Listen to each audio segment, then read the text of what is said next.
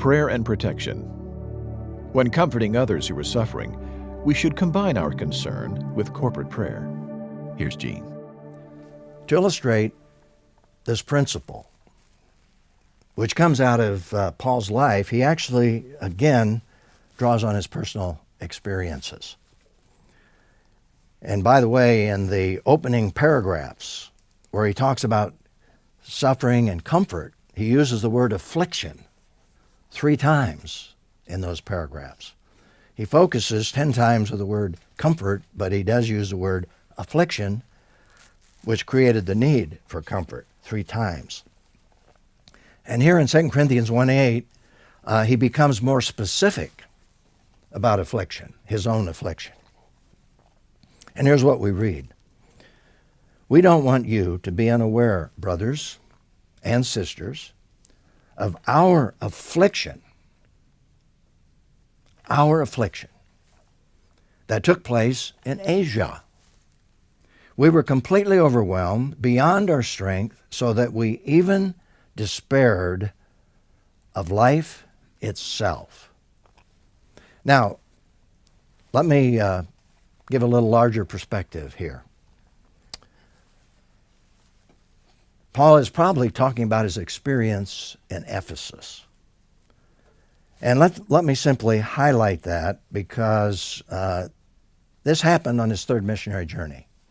He goes back to cities where he had planted churches on the first missionary journey, Derbe, Lystra, Iconium, Antioch, and he comes to Ephesus. He's back now in Ephesus, and this time he stays for over 3 years. And Ephesus was the largest city in Asia.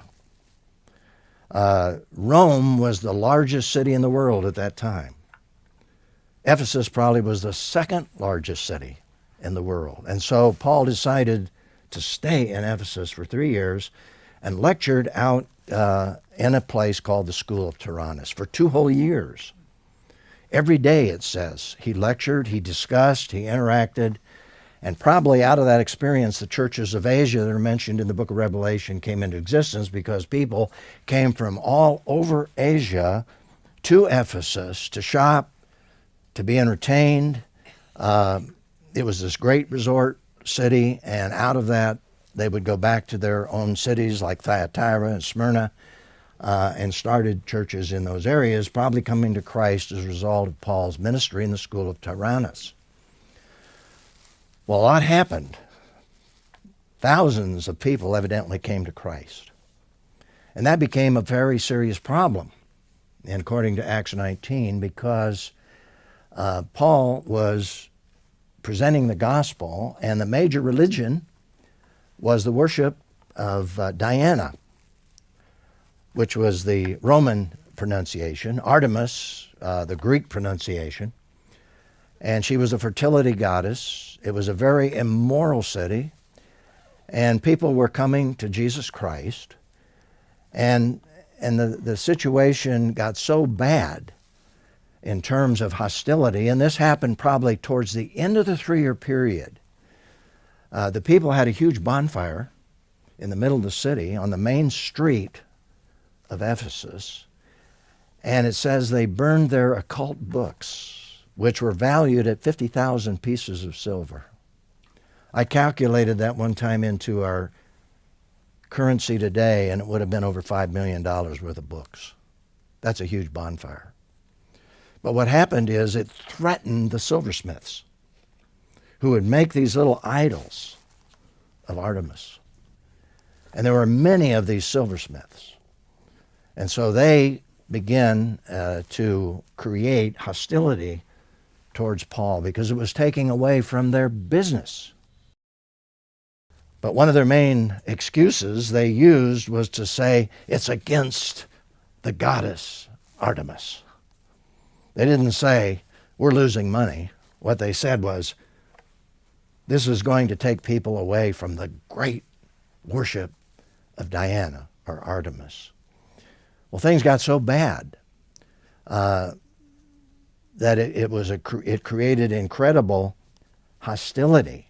Now, in 2 Corinthians 1:8, let me just read that again, because Paul, I think, is describing his experience at this time.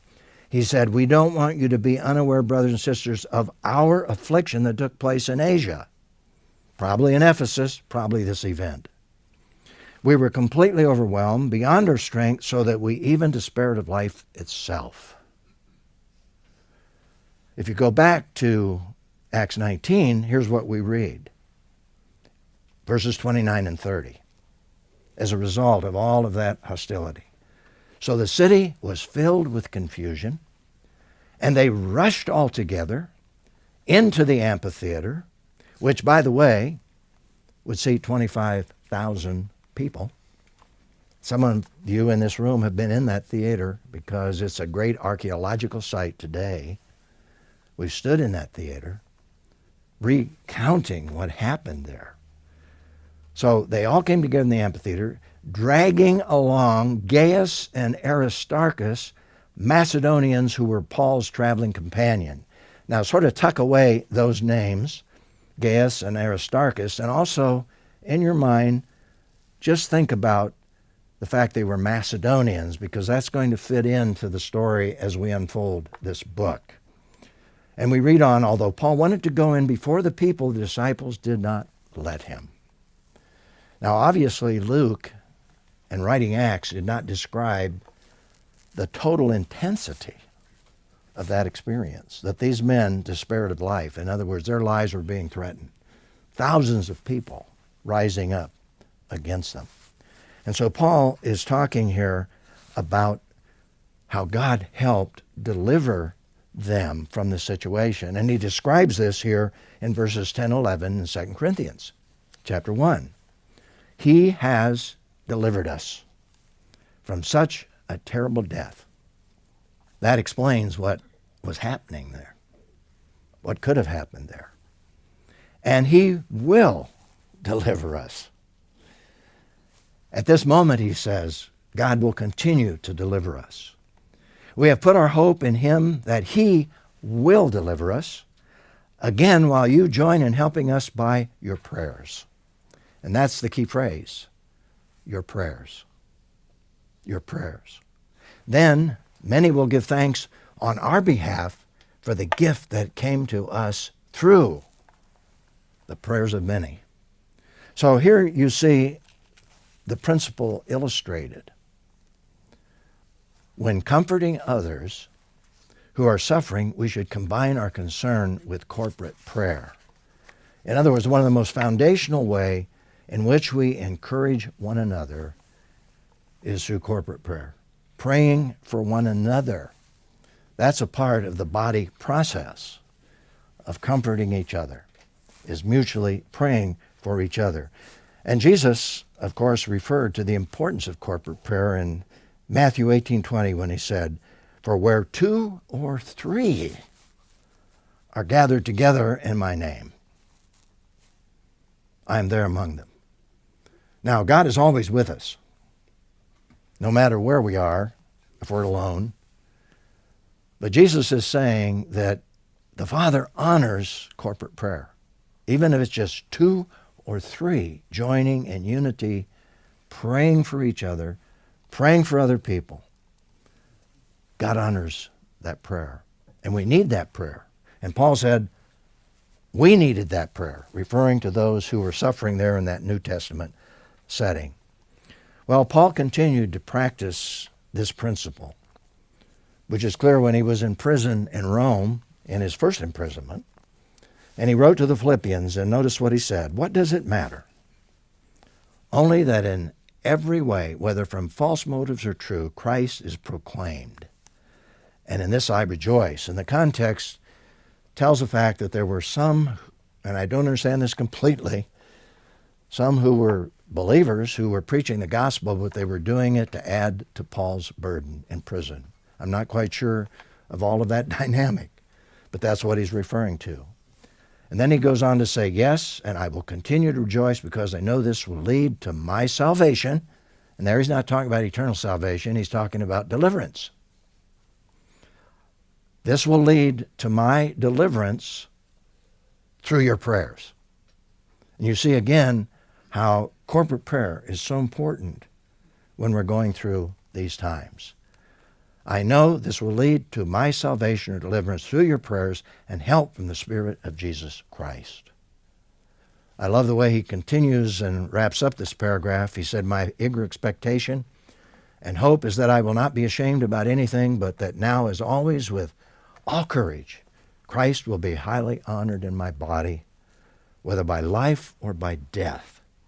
For me to live is Christ, and to die is gain. That's a powerful statement. And it's really a reflection of God's grace in these men's lives. You know, it's interesting, as I was thinking about this, I just had an experience talking with a spiritual leader who had traveled to another country. And he was conducting a conference for pastors, and he told me that there were 2 pastors that were on a bus, and they were going to this conference, and they were sitting there in the bus talking about Jesus. However, this country is very hostile towards the gospel. So there's another passenger on the bus. And with his phone, he calls ahead to the authorities. And when these 2 pastors got off the bus, they were incarcerated because they'd been talking about Jesus. Now, fortunately, it was temporary.